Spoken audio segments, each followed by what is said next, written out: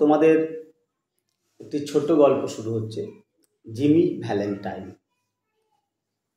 এটা দেখো American story একটা, কেমন? লেখকের নাম দেখো ও হেনরি, মানে হচ্ছে অরিন হেনরি, ORRIN। এটা কিন্তু তার আসল নাম নয়, এটা হচ্ছে সিউডোনিম, ছদ্মনাম। আসল নাম হচ্ছে কি? William Sydney porter. আসল নাম কি গো? William Sydney porter. দেখো, মানে এই গল্পে দেখো মুখ্য চরিত্র হলো, বুঝতেই পারছো, জিমি ভ্যালেন্টাইন। এবারে Jimmy Valentine is a safe cracker by profession. পেশায় হচ্ছে একজন সিঁদুর চোর, মানে সিন্দুক ভেঙে সে কিন্তু কি করে গো না চুরি করে। এবং দেখো মানে এই গল্পটা, এই জিমি ভ্যালেন্টাইন হচ্ছে একজন একদম হ্যান্ডসাম একটি ছেলে। তার দেখো যে রুচিবোধ খুব হাই, পোশাক আশাক, কথাবার্তা, চালচলন, মানে দেখে কেউ বুঝতে পারবে না। তোমরা দেখবে সেই ধুম সিনেমাটা নিশ্চয়ই দেখেছো, ধুম সিনেমা। প্রথম দেখো ঋতিক রোশনের ধুম সিনেমা, যেমন দেখো ঋতিক রোশন কেউ ধরতে পারছিল না তার টেকনিকের জন্য, মানে গল্পটা অনেকটা ওই রকম, ঠিক আছে? তো একবার হয়েছে তোমার স্প্রিংফিল্ড বলে একটি জায়গা, সেইখানেও কিন্তু জিমি কিন্তু মানে তোমার সিন্দুক ভেঙেছিল। এবার বিখ্যাত ডিটেকটিভ বেন প্রাইস তাকে ধরে ফেলে এবং তার 4 বছরের জেল হয়ে যায়, ঠিক আছে? জিমি কিন্তু এখন কোথায় আছে গো? জেলে আছে। আমরা এখন চলে যাচ্ছি জেলে। সেই দিনে যাচ্ছি যেদিনকে গভর্নর তাকে ক্ষমা করছে, তার যে শাস্তি 4 বছরের যে জেল, সেটাকে একটা সময় পর্যন্ত আছে, আমরা গল্পে পথে দেখব যে তাকে কিন্তু এবারে মাফ করে দিচ্ছে, পার্ডন করা হচ্ছে, ক্ষমা করা হচ্ছে। তা সেই পার্ডন পত্রটা নিয়ে যাচ্ছে জিমি। তখন কি করছে দেখো, a guard came to the prison shoe shop. একজন প্রহরী জেলখানার যে জুতোর দোকান সেখানে এলো। দেখবে জেলখানায় কি হয় গো, সশ্রম কারাদণ্ড হয়, মানে তোমাকে ওখানে গিয়ে পরিশ্রম করতে হবে। জেলখানার মধ্যেই কিন্তু কাঠের কাজ হয়, এই ধরো জুতো তৈরির কাজ হয়, ইত্যাদি ইত্যাদি কাজ হয়। তা জিমি কী করছিল গো, জুতো দোকানে কাজ করছিল জেলখানার মধ্যে। তো সেখানে দেখো প্রহরী গেল, হোয়ার জিমি ভ্যালেন্টাইন ওয়াজ অ্যাসিডুয়াসলি স্টিচিং আপার্স। যেখানে জিমি ভ্যালেন্টাইন মনোযোগ সহকারে আপা বা জুতোর উপরিতল সেলাই করছিল। And escorted him to the front office. ওয়াটা দেখো, এসকোর্ট, একটা কি হয় বলতে পারতো কি যে bring him to the front office, তা না বলে এসকোর্টেড বললো। কেন বললো? এসকোর্ট মানে কি, কাউকে দেখো গার্ড দিয়ে নিয়ে যাওয়া, সে তোমার তো বন্দি, যদি পালাই, ওই জন্য এসকোর্টের কথাটা ব্যবহার করা হয়েছে। তাকে দেখো তোমার গার্ড দিয়ে অফিসে নিয়ে আসা হলো। কাকে নিয়ে আসা হলো? জিমি ভ্যালেন্টাইনকে। There the warden handed Jimmy his pardon.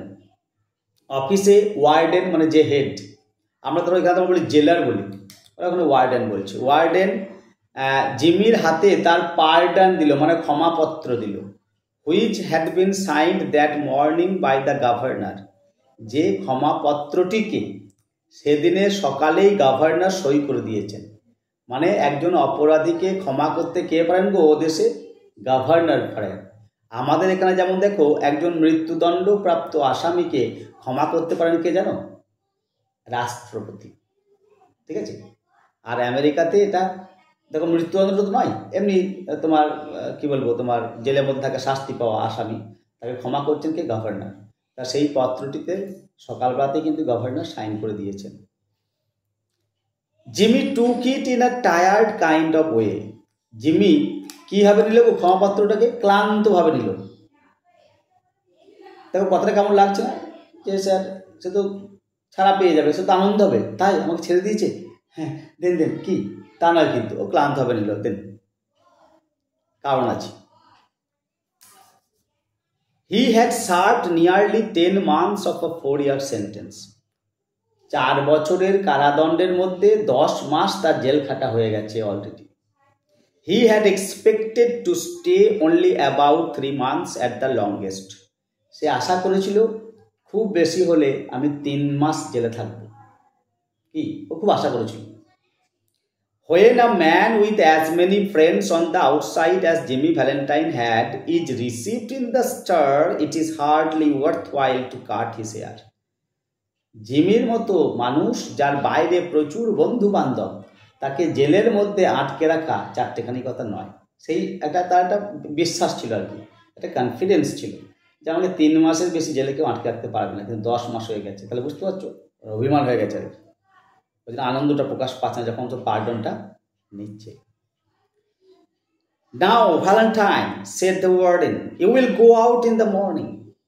Warden বলছে, এবার ভ্যালেন্টাইন সকালবেলায় ছাড়া পেয়ে যাবে। Brace up and make a man of yourself. প্রস্তুত হও, নিজেকে একজন ভালো মানুষ হিসেবে তৈরি করো। You are not a bad fellow at heart. মনের দিক দিয়ে তুমি খারাপ মানুষ নও। Stop cracking safes and life straight. ওই সিন্দুক ভাঙা বন্ধ করে সোজা সাপটা জীবনযাপন করো। আমি সেড জিমি বলছে আমি, ইন সারপ্রাইজ, অবাক হয়ে। Why I never cracked a safe in my life. আমি জীবনে কোনদিন সিন্দুক ভাঙিনি।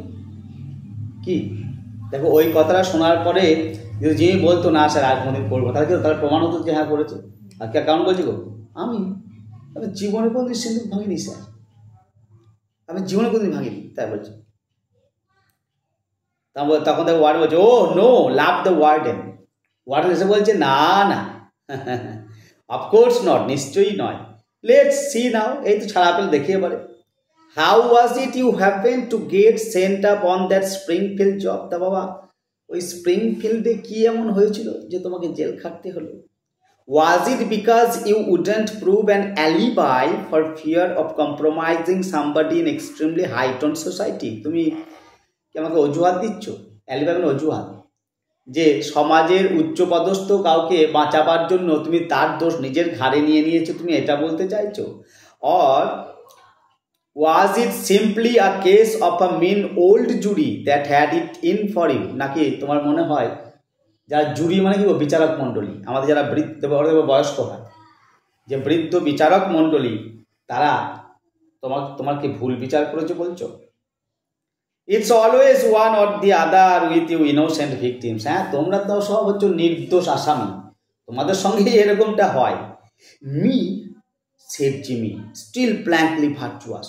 তখনও পর্যন্ত পুরোপুরি নির্দোষ বলছে, আমি। Why warden, I never was in Springfield in my life. আমি জীবনে কোনো দিন স্প্রিংফিল্ড যাইনি। আপনি কি বলছেন? তাই বলছে। Take him back Cronin, said the warden. তাহলে এখানে পারবে না।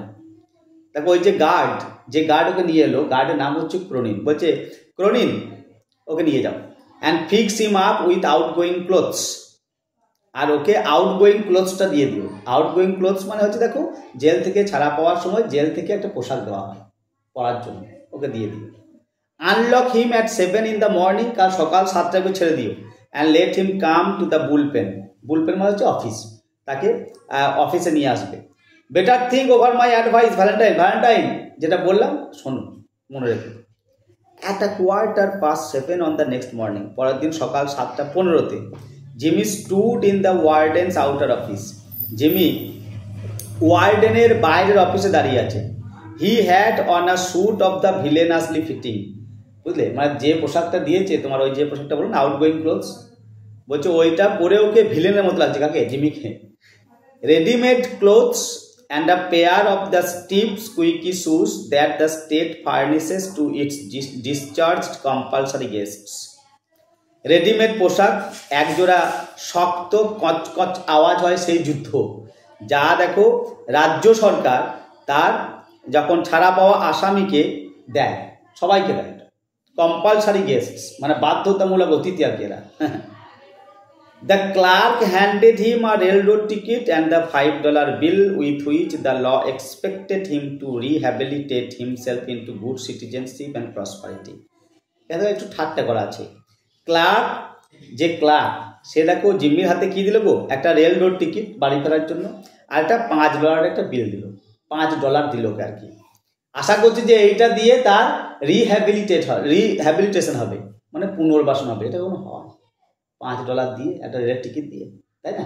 কাউকে ধরো যদি পুনর্বাসন মানে কি, কেউ ধরো বিপদে গেছে, তাকে তুমি ভালো পথে নিয়ে আসছো, তা তার এর জন্য কী করতে হবে? যাতে সে চুরি না করে তোমাকে তার জন্য কাজের ব্যবস্থা করে দিতে হবে, তাই না?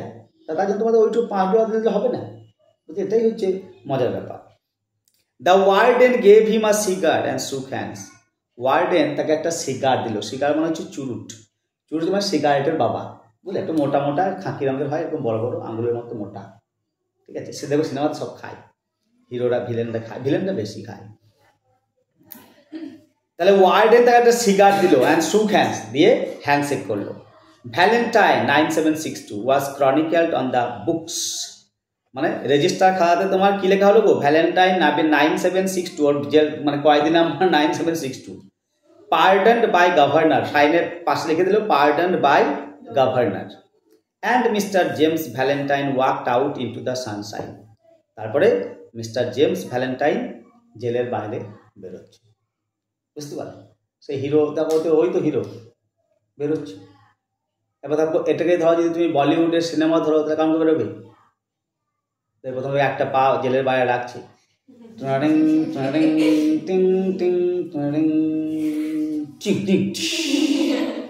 তাই হিরো বেরোচ্ছে। Disregarding the song of the birds, the waving green trees and the smell of the flowers, Jimmy headed straight for a restaurant. দেখো বলতে, ডিসরিগার্ডিং মানে অবমাননা করে, মানে মন না দিয়ে। The song of the birds, the waving green trees and the smell of the flowers, বাইরে পাখিরা গান গাইছে, সবুজ গাছের ডালপালাগুলো হাওয়াতে নড়ছে, মিষ্টি ফুলের গন্ধ। বলছে জিমির ওসব দিকে মন নাই। জিমির চলে গেল কোথায় গো? রেস্টুরেন্টে। কতদিন ভালো মন্দ খাই নাই। There he tasted the first sweet joys of liberty in the shape of a broiled chicken and a bottle of white wine, followed by a cigar, a great better than that one the warden had given him. রেস্টুরেন্টে গিয়ে দেখো, সে দেখো তার মুক্তির প্রথম আনন্দের স্বাদ উপভোগ করলো।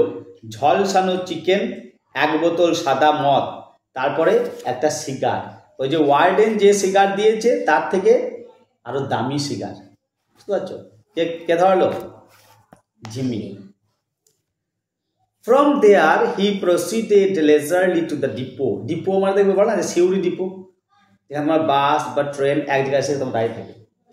তার সেখান থেকে সে কোথায় গেল গো? ডিপোতে গেল।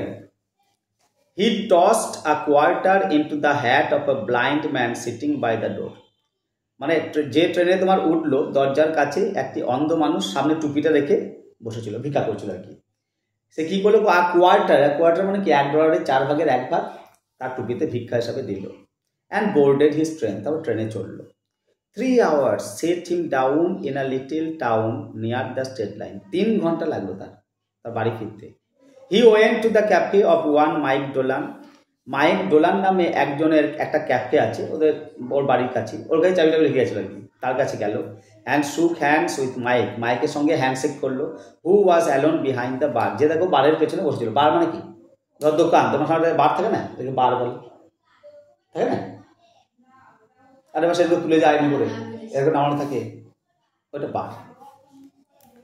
Sorry we couldn't make it sooner Jimmy boy, said Mike. Mike বলছে দেখো কিছু মনে করো না বাবা, এর থেকে তাড়াতাড়ি আমরা করতে পারলাম না। But we had that protest from Springfield to buck against and the governor nearly balked. কিন্তু আমরা তোমাকে অ্যারেস্ট করার পর থেকে আমরা কিন্তু প্রতিবাদ চালিয়ে গেছি, এবং আমাদের যা যুক্তি ছিল শুনে গভর্নর কিন্তু নির্বাক হয়ে গেছিলেন, ওনার বলা কিছু ছিল না। ফিলিং অল রাইট, ঠিক আছে তো সব? Fine shed Jimmy. জিমি বলছে সব ঠিক আছে। গট মাই কি, আমার চাবিটা রয়েছে, আমার বাড়ির চাবিটা রয়েছে। হি গট হিজ কি অ্যান্ড ওয়েন্ট আপস্টেয়ার্স। চাবিটা নিয়ে সে ওপরতলায় গেল, মানে ওপরতলায় তার রুম আছে। Unlocking the door of a room at the rear, বাড়ির পেছনের দিকে একটা রুমের দরজা খুলল। Everything was just as he had left it, মানে অ্যারেস্ট হয়ে যাওয়ার সময় ওই রুমে যেমন যা ছিল সব তেমনই অবস্থাতে আছে। There on the floor was still Ben Price's collar button that had been torn from that eminent detective's shirt band when they had overpowered Jimmy to arrest him. মেঝের ওপরে তখনও সেই বিখ্যাত ডিটেকটিভ বেন প্রাইসের জামার কলারের বোতামটা তখনও পর্যন্ত সেখানে পড়ে আছে। মানে যখন দেখো অ্যারেস্ট করতে গেলে একটু হুড়োহুড়ি ঠালছালি হয়েছিল আর কি, তখন তার বোতামটা ছিঁড়ে গিয়েছিল। কার?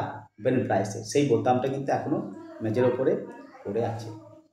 এই পর্যন্ত আজকে থাকলো। দাগ নিলাম ঠিক করলে, আমরা পরের দিনে আবার পরামর্শ যাব।